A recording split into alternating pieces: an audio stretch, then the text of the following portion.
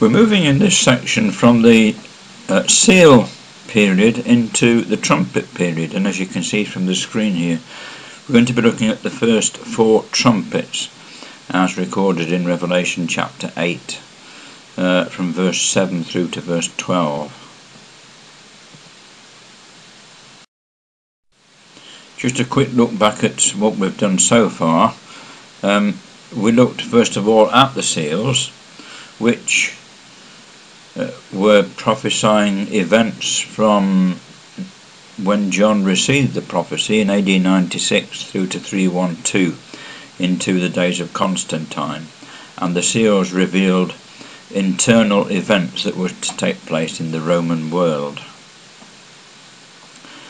The 6th seal is a very important one because it is all about the first of the 3 great earthquakes which are revealed in the prophecy, and these great earthquakes were when some great change took place in the Roman world. It was in the days of Constantine once again when the government changed from paganism to Christianity.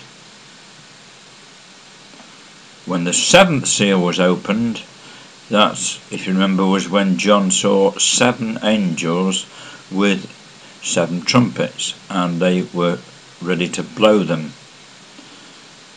You might remember that they prepared themselves to sound to begin with, and that was when the Roman authorities were allowing the barbarian nations actually to come into the empire, and it began to weaken the army because they were invaded by these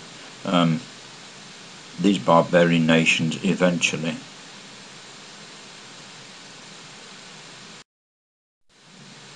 We might ask the question, why do we change the symbol then? Why did the prophets change the symbol from seals to trumpets?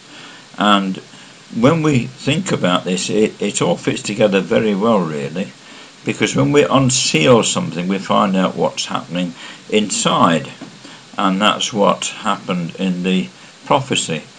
The opening of the seals revealed what was happening inside the Roman Empire.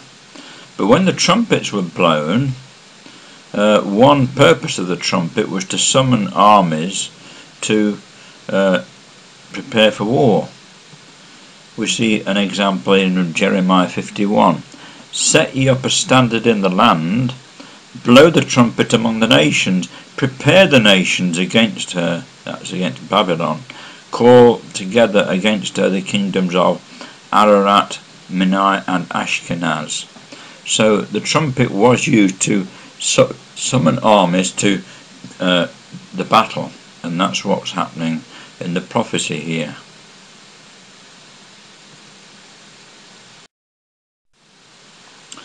The historian Gibbon, in his book Decline and Fall of the Roman Empire, he identifies 4 main events which brought about the collapse of the western part of the Roman Empire, and that is what we're considering here in this trumpet section.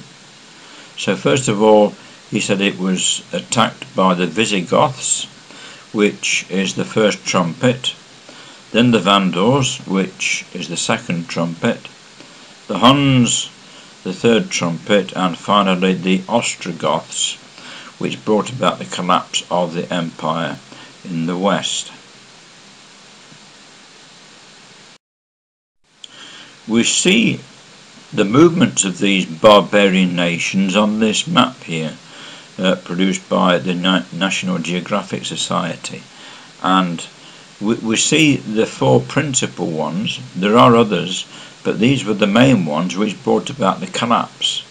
First of all, the Visigoths, and we can trace the red line there through into Italy, and eventually they settled down in Spain. And then we've got the Vandals.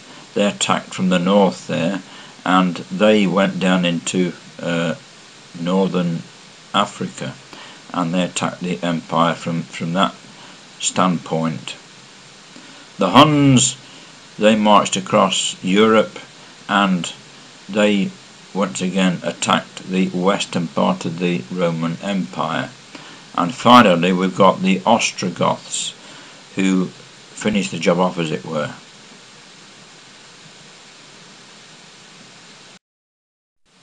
Just before we look at the details, let's consider this phrase, the third part. It crops up a lot in this section. So when the prophecy speaks about the third part, it's actually speaking about 1/3 of the Roman world, because the Roman world collapsed really in 3 sections.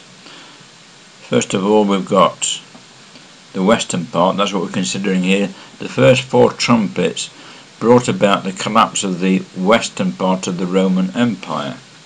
And we read in Revelation chapter 8 and at verse 7 how the first angel sounded, and it was the third part of the trees that were burnt up. And then in verse 8 we've got the same sort of idea. It's the third part of the sea that became blood. And in verse 9, the third part of the creatures that were in the sea died. We've got this third part, third part, third part, and it's speaking about 1/3 of the Roman world that was destroyed at this time.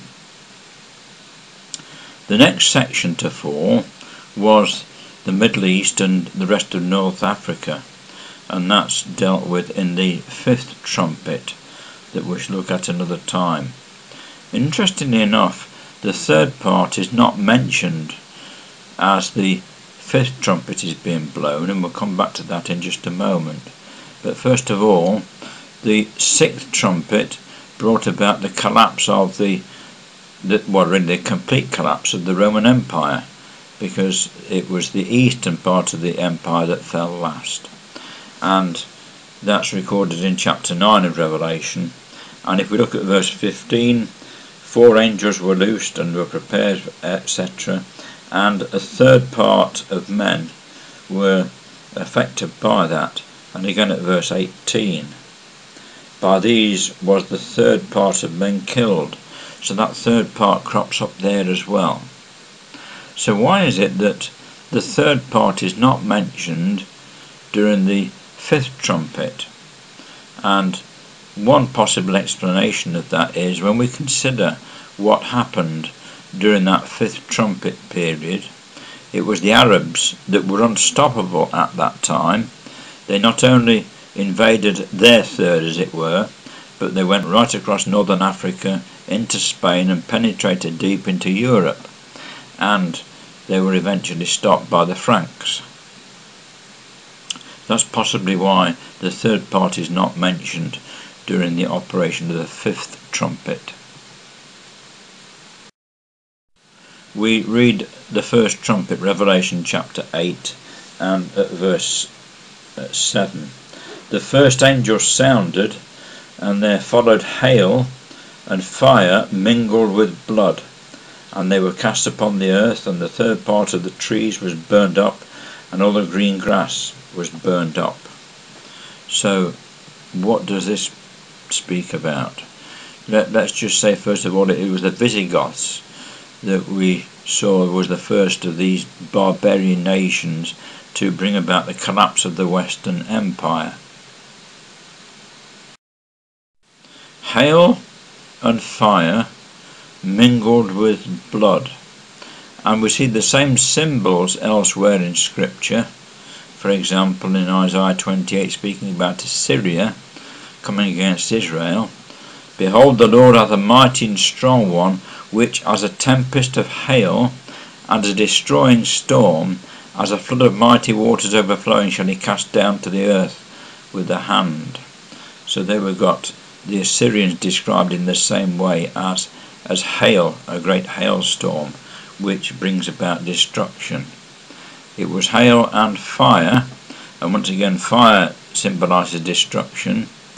We read here in Joel chapter 2, a fire devoureth before them, and behind them a flame burneth. The land is as the garden of Eden before them, and behind them a desolate wilderness. Yea, and nothing shall escape them. And we've got the same sort of thing happening in the Apocalypse. Before them it was like the Garden of Eden, and behind them a desolate wilderness. The third part of the trees was burned up, and all the green grass was burnt up.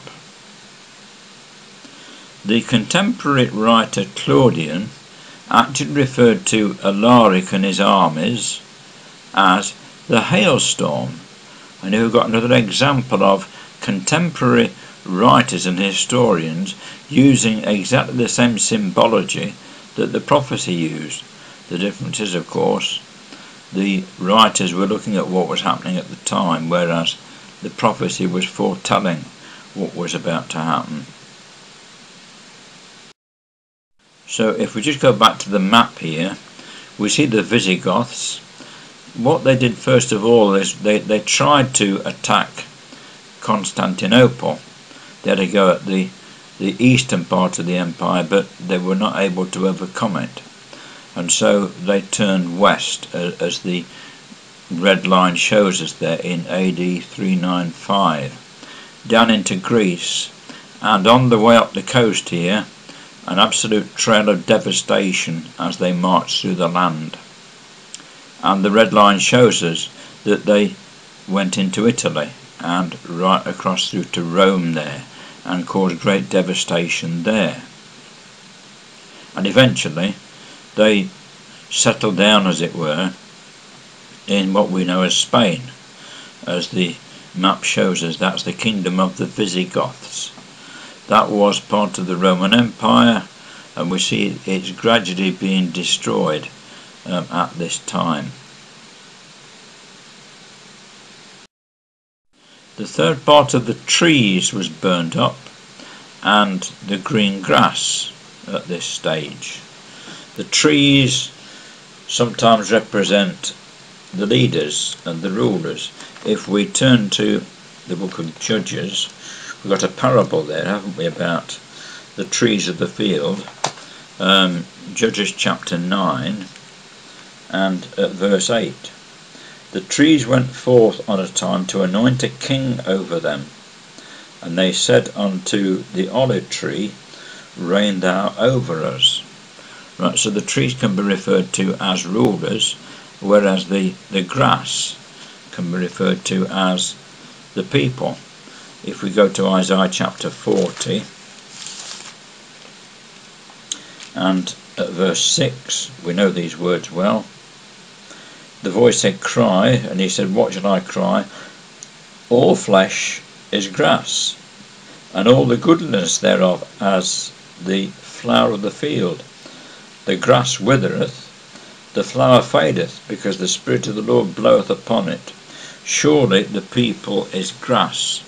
So we've got symbology here describing the leaders, not the total leaders. This is not the sun, moon and stars, but they're referred to as trees and grass. That's one way of looking at this in a symbolic way. We can also see, if we look at the areas that were devastated at this time, there were actually areas where there was a lot of trees and grass. So we can see, as it were, two ways of looking at this.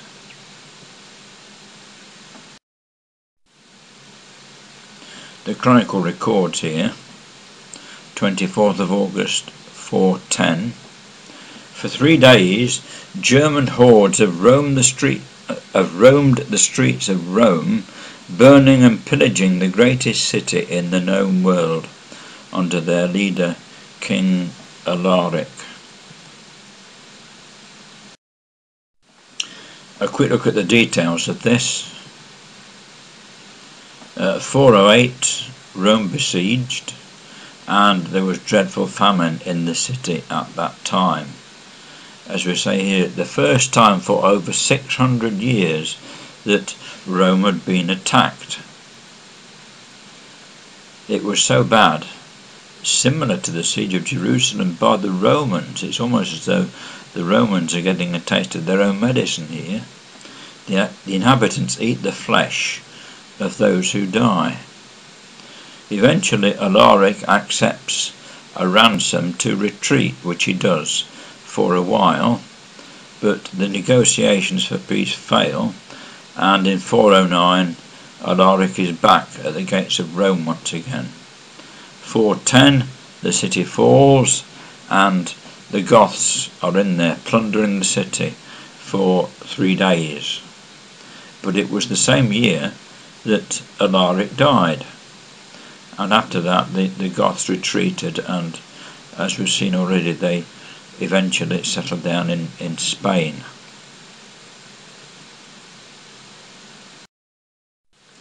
Here's an artist's impression of what these barbarians might have looked like. They were indeed fearsome individuals in comparison with the civilized people of the Roman Empire.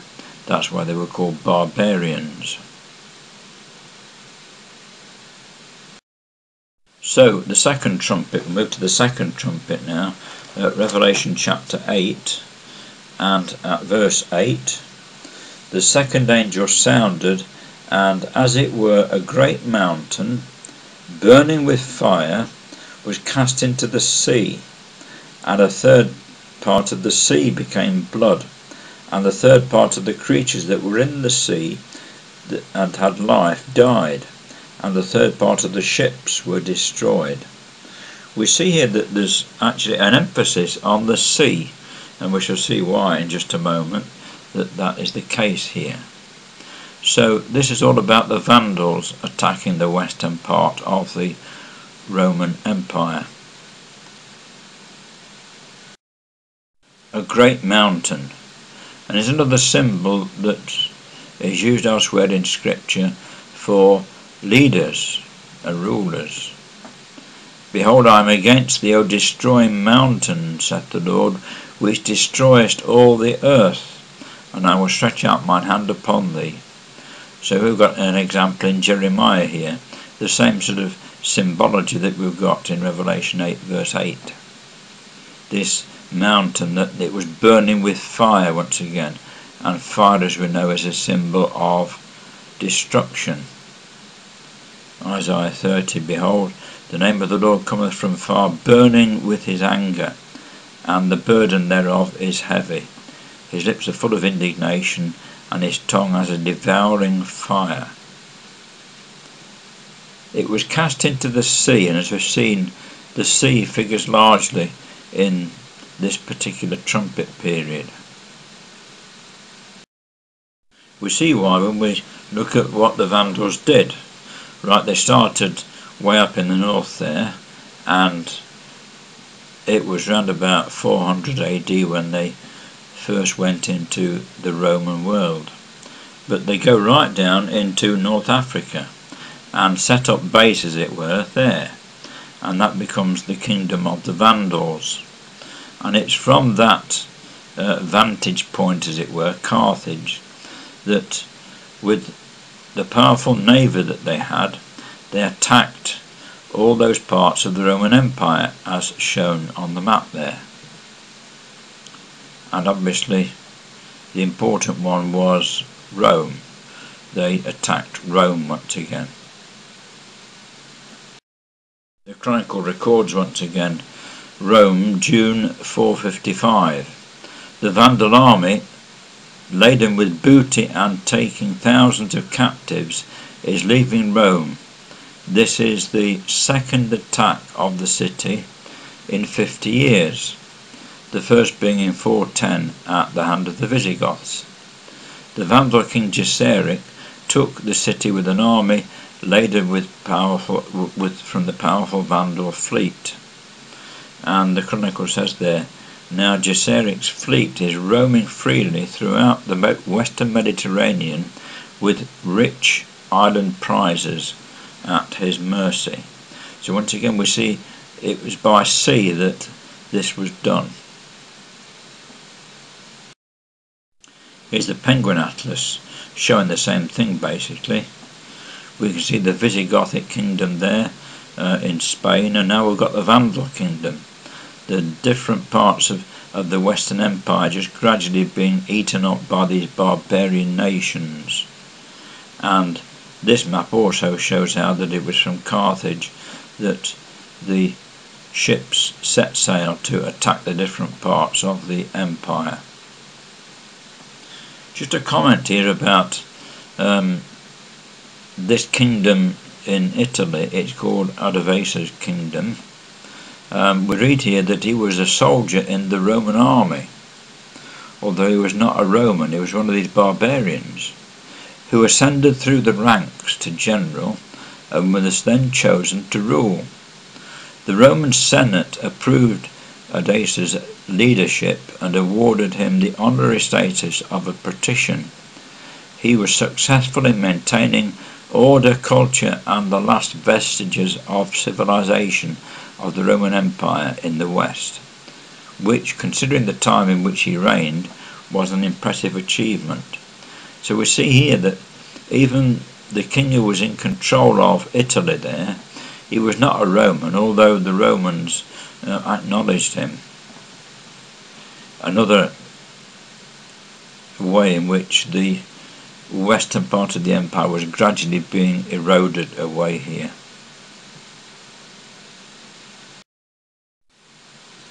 So it was a great mountain burning with fire that was cast into the sea, and a third part of the sea became blood. So we've got obviously destruction and warfare and loss of life.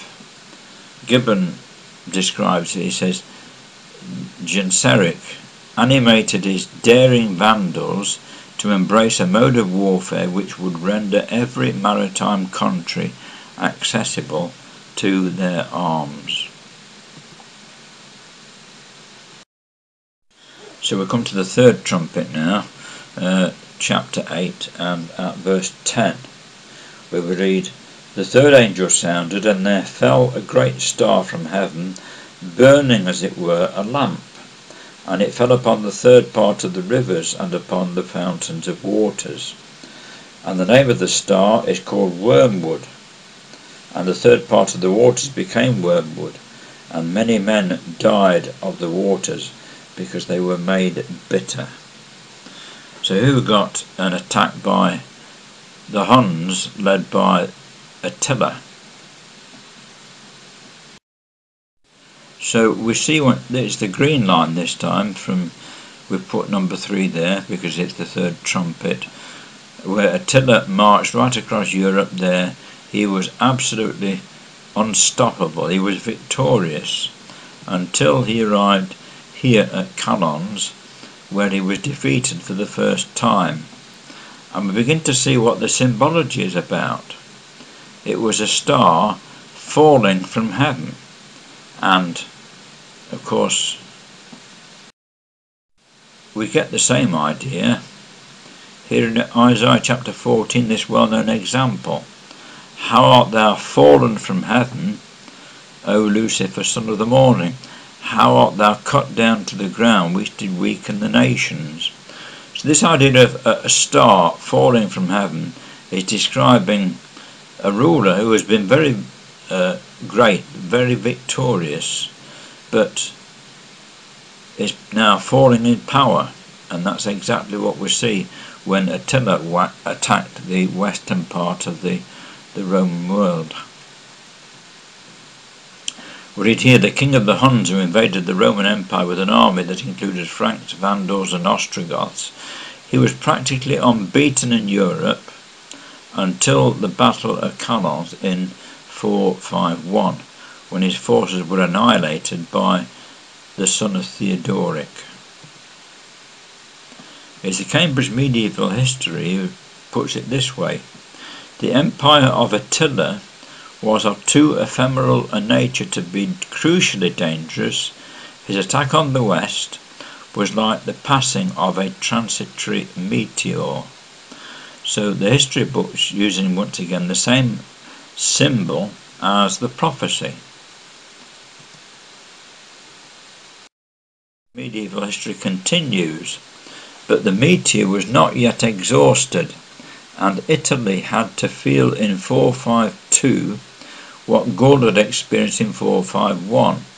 Attila marched from Pannonia and over the Julian Alps, and it mentioned there a number of places that were attacked and decimated. But if we look to second part of that quote. It says, "It remained one of the problems of history why the Huns refrained from attacking Rome and retired instead to the Danube. His troops, after all, were suffering from famine, and an Italian summer was infecting them with fever." So here we see once again this star that was falling when it attacked the western part of the empire, and he never actually got as far as Rome. He retired from doing that. We see some of the places here mentioned on that last quote, and we can see the area that he operated in, really. It was where all the main rivers of this part of Europe had their fountain, to quote the prophecy. In other words, where the spring was which started the river off. And it was this area that Attila and his armies attacked and decimated the rivers and fountains of waters. So once again we can see a literal aspect here, as well as a figurative one. We say, well, why apply some detail literally, like rivers and fountains of waters, but other in symbol, i.e. a burning mountain falling to the earth? And this is the way that prophecy is. We consider a very well-known example of prophecy, the Olivet prophecy by the Lord Jesus Christ. And there it is, as recorded in Luke chapter 21. "There shall be signs in the sun and in the moon and in the stars." That is symbol.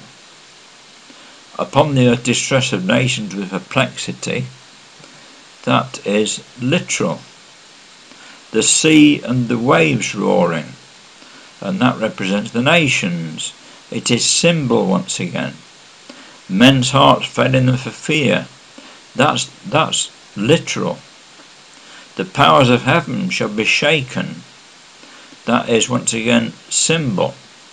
"And then shall they will see the Son of Man," literally, "coming in a cloud," but not a literal cloud. And then we've got a symbol again. "He will come with power and great glory," literal. So prophecy is like this. It's not all in symbol. It's a mixture of symbol and literal things. And what we have to do, of course, is to try and sort out which parts are symbolic and which are literal. Brother Robert says here, figuratively, he, that's Attila, made the waters of public and private life bitter everywhere, with fatal effect to the drinkers. Wormwood was an appropriate name for the agent of such effects. So there's the verse which speaks. It mentions wormwood twice, and the waters were made bitter. We can see how the waters were made bitter. Life was made bitter for the people who lived in this area. He imposed monumental taxes on the people in the Roman Empire. At one stage he actually demanded half the entire region of the empire, and when this was refused, he laid siege to and destroyed many cities, and loss of life was great. So we see how Attila behaved at this time to make life bitter for the people. That word wormwood is the Greek absinthos, and actually means bitterness. Interestingly enough, there is a river of the same name in the region of Illyricum where Attila ruled.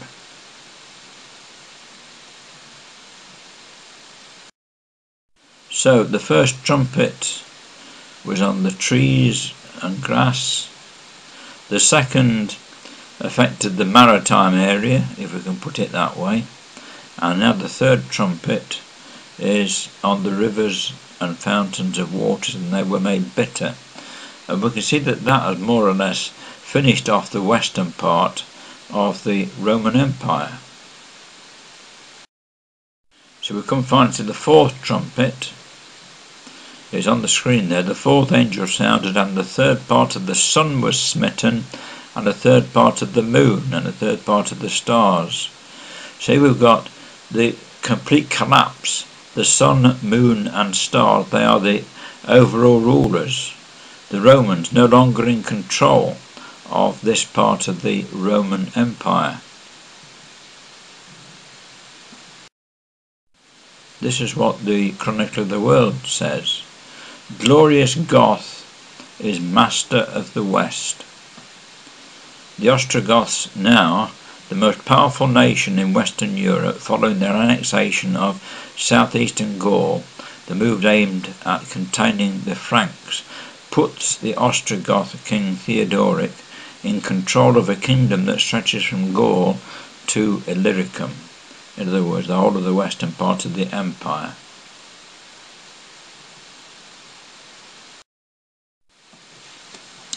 Here we see the Penguin Atlas of world history, recording events at this time.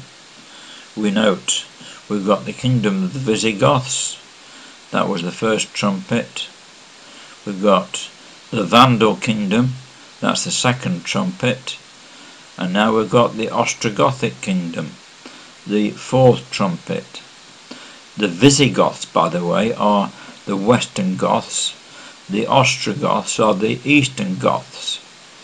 But we say, what about the other trumpet? The star has fallen and the meteor is burnt out, so they don't seem to figure in this map at all.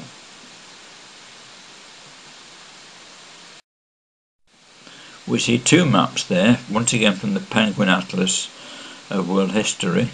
Back in 395, the one at the top, we've got, it's all the Roman Empire, the western part and the eastern part. But the map below, at 526 AD, the eastern part of the Roman Empire is still intact, but the western part, why, it's gone. It's been destroyed completely by these barbarian nations.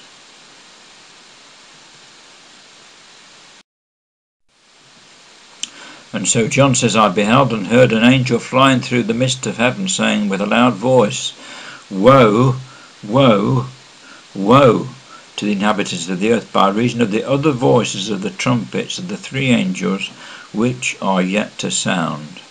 And so the fifth trumpet, the sixth and the seventh trumpet are also called in the prophecy the first woe, the second woe and the third woe. And it's this that we're going to look at in the next session. Trumpets 5, 6 and 7. That will complete the trumpet section in the prophecy. So we'll look at that next time.